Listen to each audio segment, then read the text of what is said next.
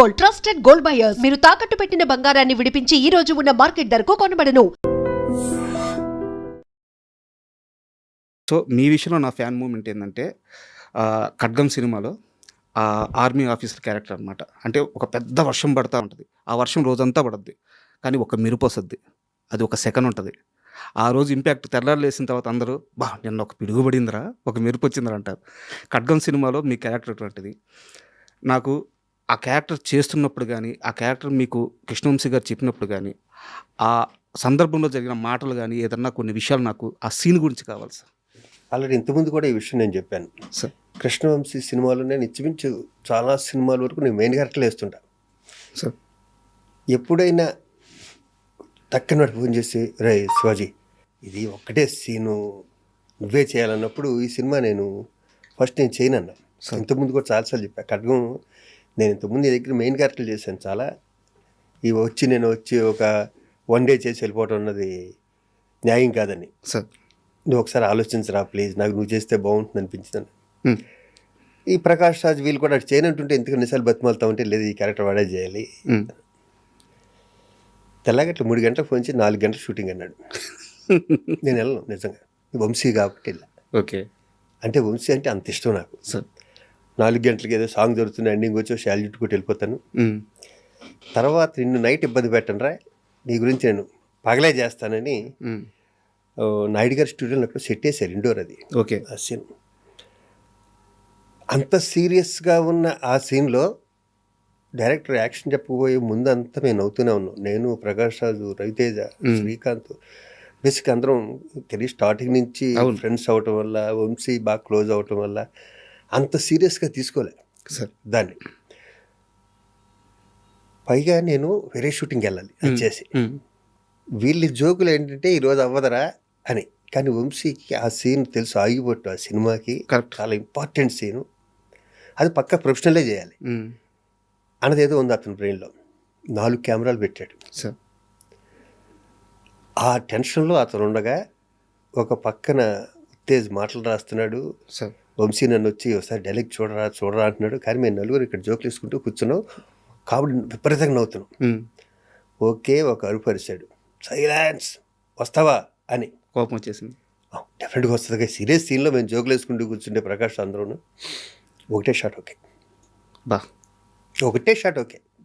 ఆ తర్వాత క్లోజ్లో ఉన్నది తీసాడు అని తెలియదు కానీ సింగిల్ షాట్ ఓకే అది. సార్ ఇప్పటికీ నేను 500 పైన సినిమాలు చేసినా, నన్ను ఇంకా ఏదైనా ఫంక్షన్కి వెళ్ళి అక్కడికి వెళ్ళినా ఖడ్గం గురించి అడుగుతానంటే ఆ credit goes to Krishna Vamsi only. Sir and కొంచెం ఎక్స్టెన్షన్ క్వశ్చన్ సార్ దీనికి. ప్లీజ్. మొన్న సర్జికల్ స్ట్రైక్ సంథింగ్ ఇవన్నీ జరిగినాయి అనమాట, మనం అంతా చూసాము, దేశం అంతా గర్వించే మూమెంట్. ఆ సమయంలో నాకు మీరు చెప్పిన డైలాగ్ గుర్తొచ్చింది అనమాట. పైన ఉన్న వాళ్ళు శాంతి శాంతి అని చెప్పి మమ్మల్ని ఆపుతున్నారు కానీ 2 నిమిషాలు ఆపి వదిలి చూడండి అంటే, ఆ రోజు సర్జికల్ స్ట్రైక్ అప్పుడు జరిగింది అదే జరిగింది, కొన్ని నిమిషాలే వదిలింది మన సైన్యాన్ని. సో అసలు నాకు ఆ ఇన్సిడెంట్లో ఆ సీన్ పెట్టుకొని చూశాను అనమాట. ఒక రకమైన పంపించారు ఆ రోజు నాకు. ఇలాంటి August 15th వచ్చినా, సార్ ఇలాంటి సర్జికల్ స్ట్రైక్స్ వచ్చినా కూడా ఇది బాగా రొటేట్ అవుతుంది సార్. చాలామంది పంపించారు ఆ రోజు నాకు. అండ్ సార్ అంటే నేను ఈ క్వశ్చన్ చాలా తర్వాత అడుగుదాం అనుకున్నాను, కానీ సందర్భం వచ్చింది కాబట్టి ముందే అడుగుతున్నాను, మరోలా అనుకోవద్దు. ఈ మధ్యకాలంలో కృష్ణవంశీ గారు చాలా తక్కువ ఇంటర్వ్యూలు ఇచ్చారు. మన ఖడ్గం రిలీజ్ అప్పుడు మాత్రం నేను ఆయన కలిశాను, అలాగే కొన్ని ఇంటర్వ్యూలు ఇచ్చారు. బట్ ఏ సందర్భంలో అయినా సరే రవితేజ గారి ప్రస్తావన వస్తే నెక్స్ట్ క్వశ్చన్ అనేస్తున్నారు ఆయన. రవితేజ గారి గురించి మాట్లాడడానికి కృష్ణవంశీ గారు ఇష్టపడట్లేదు. వాళ్ళిద్దరికి మీరు చాలా క్లోజ్ పర్సన్. ఏం జరిగింది సార్? నెక్స్ట్ క్వశ్చన్ అది నాకు సంబంధించిన విషయం కాదు. నాకు 2 స్నేహితులు, నాకేం జరిగిందో నాకు తెలియదు. అందరికీ కొత్తగా చెప్పక్కర్లేదు, నేను ఉన్నది ఉన్నట్టే మాట్లాడతాను సార్ కదా. గాలిలోంచి సృష్టించి ఇప్పుడు వాళ్ళిద్దరి మధ్య జరిగింది నేను చెప్పలేను కాబట్టి next question. Okay, agree sir. And Amrutham serial sir, Amrutham serial గురించి మీరు చాలాసార్లు చెప్పారు, మేము కొన్ని సంవత్సరాల నుంచి దాన్ని రిపీట్గా చూస్తూనే ఉన్నాము. నాకు ఒకటే ఒక క్వశ్చన్ ఉంది అమృతం సీరియల్ మీద. ఆ సీరియల్ నుంచి నేను బయటకు వచ్చాను కానీ నా తప్పు లేదు, ఈ ఒక్క స్టేట్మెంటే మీరు ఇచ్చింది ఇప్పటివరకు దాని గురించి మాట్లాడింది.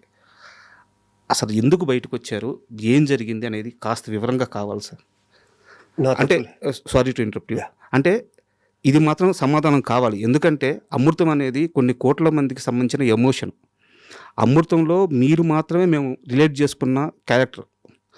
సో తర్వాత చాలామంది చేసి ఉండొచ్చు, హిట్టే. కానీ శివాజీ రాజా ఆ క్యారెక్టర్కి మాకు గుర్తుండిపోయే క్యారెక్టర్. మీరు ఎందుకు బయటికి వెళ్ళిపోయారు అనేది కొన్ని జనరేషన్లకి మిగిలిపోయిన ప్రశ్న. దానికి సమాధానం మాత్రం కావాలి.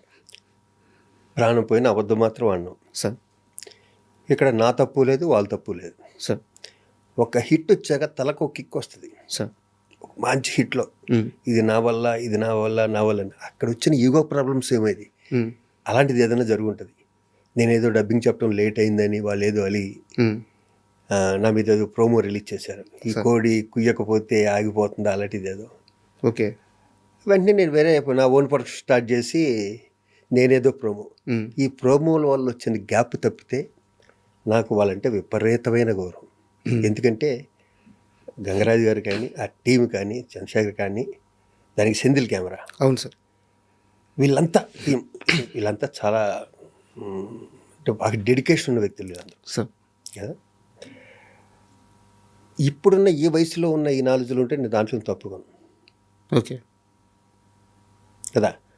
ఒక వయసులో ఒక ఎమోషన్ ఉంటుంది, స్పీడ్ ఉంటుంది, బాడీ స్పీడ్ ఉంటుంది. అప్పుడు సినిమాలు బిజీ, ఇది బిజీ, వీళ్ళు అడిగిన డేట్ ఇవ్వాలి, ఇవాళ చెప్పి రేపు డబ్బింగ్ చెప్పేయాలి, ఇలాంటి కొన్ని ప్రెజర్స్ ఉంటాయి. సార్ దాంట్లో ఏమన్నా మిస్టేక్ జరిగించో చెప్పకుండా శివాజీ రాజా తప్పు మాత్రం 1% కూడా ఉండదు. షూర్. నేను ఆ తర్వాత నేను అమృతం చూడలే సార్.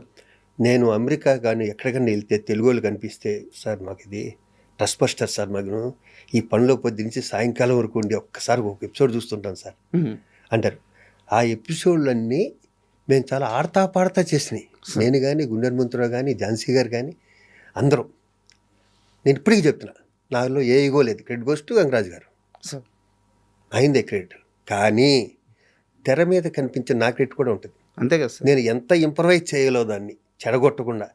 ఆయన నా తర్వాత అబ్జర్వ్ చేస్తుంది అంటే గంగరాజు గారి దగ్గర ఆయన ఏదైనా ఒక డైలాగ్ రాస్తే ఇంప్రెషన్లో మేము మారుస్తే దాన్ని ఆయన అలిగాడు అన్న విషయం తెలిసేది. ఓకే. నాకు ఆర్టిస్ట్గా నాకేంటంటే నేను ఏదో ఇంప్రవైజ్ చేసాక దీన్ని బిల్డప్ చేసుకుంటున్నాను కదా, ఒక డైలాగు 2 డైలాగులో మారిస్తే అది మాకు వచ్చి చెప్తే బాగుండేది, 3వ వ్యక్తి వచ్చి నాతో చెప్పడం ఏంటి అన్నది కూడా నాకు ఫీల్. ఓకే కదా. ఆయన రైటింగ్లోనూ ఆయన దాంట్లో ఆయన గొప్ప, కానీ నా ప్రొఫెషన్లో నేను కూడా గొప్ప. అంతే కదా. ఇక్కడ వచ్చిన క్లాష్, ఈ మధ్యలో వ్యక్తులు ఉంటారుగా, ఎక్కడైనా అంతే సార్. జరిగింది అయితే ఇది. మరి వేరే ఏమన్నా ఉంటే మీరు గంగరాజు గారిని అడగ, నాకైతే ఐడియా లేదు. నేనైతే మర్చిపోయాను. ఒక క్రికెట్ మ్యాచ్కి విజయవాడ వెళ్ళి నేను, వెంకటేష్ గారు, శ్రీకాంత్ వెళ్ళి రావటం 1 డే లేట్, అది వెళ్ళటం, నేను డబ్బింగ్ ఏమైనా విజయవాడలో వచ్చాక చెప్తాను అన్నది కొంచెం సరిగ్గా చెప్పలేకపోయి ఉండొచ్చు నేను. ఓకే కదా. అదేదో హట్ అయ్యారని తెలిసింది. నాకు తెలిసిందైతే సార్ నా ప్రొఫెషన్ ఎదుటి ఇంతే. అవును. అండ్ అమృతంకి చంద్రశేఖర్ ఏలేటి గారు అంటే ఆయన తర్వాత సినిమాలు చేశారు సార్ డైరెక్టర్గా. అంటే ఒక మాట అనొచ్చు, సిరివెన్నెల గారి గురించి త్రివిక్రమ్ అంటారు, తెలుగు సినిమాకి, తెలుగు సినిమా సాహిత్యానికి నోబుల్ స్థాయి సాహిత్యం రాయగల కవి ఆయన, అలా అమాయకంగా మన దగ్గర ఉండిపోయారు అని చెప్పేసి సిరివెన్నెల గారు మాట. అద్భుతం ఆయన చెప్పింది, విక్రమ్ గారు చెప్పింది అద్భుతం. చిన్నది చెప్పండి సార్. నాది సిరివెన్నెల సీతారామ శాస్త్రి గారు తండ్రి కొడుకు అనుబంధం. వాళ్ళ అబ్బాయి పేరు రాజా, నా పేరు రాజా. అవును సార్. నేను ఎప్పుడు స్టార్టింగ్ అంటే కళ్ళు సినిమాకి తెల్లారింది, నా ఫస్ట్ సినిమాకి తెల్లారింది ఇలా ఉండే పాట రాసింది ఆయనే, పాడింది ఆయనే. దాంట్లో చిన్న క్యారెక్టర్ కూడా చేశారు. అది ఆయనకి కళ్ళు సినిమా అన్నది సిరివెన్నెల సీతారామ శాస్త్రి గారికి 3వ 4వ సినిమా అనుకుంటా సార్.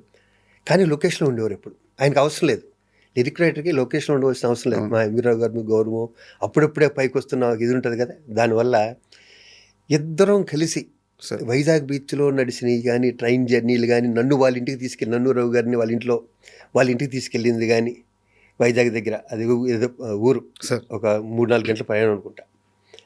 దాని తర్వాత మద్రాసులో సీతారామ శాస్త్రి గారితో నా జర్నీ బోరు కొడితే, అప్పుడు సెల్ ఫోన్లు కూడా రాలేదు కానీ, ఏదో పిపి ఫోన్లు ఉండి బోరు కొడితే శాలిగ్రామంలో ఉండే వాళ్ళ ఇంటికి వెళ్ళేవాడిని.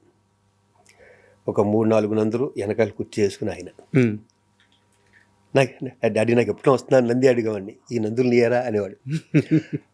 అలాగే ఆయన పద్మశ్రీ వచ్చాక నేను ఆఖరిసారి కలిసింది అయితే, మధ్యలో ఎప్పుడైనా కలవటం, తర్వాత ప్రపంచం గర్వించదగిందాక త్రివిక్రమ్ అన్నారా, ఆయన అన్నారే, అంత గొప్ప రైటర్ అయిపోయాక కలవటం తక్కువైంది.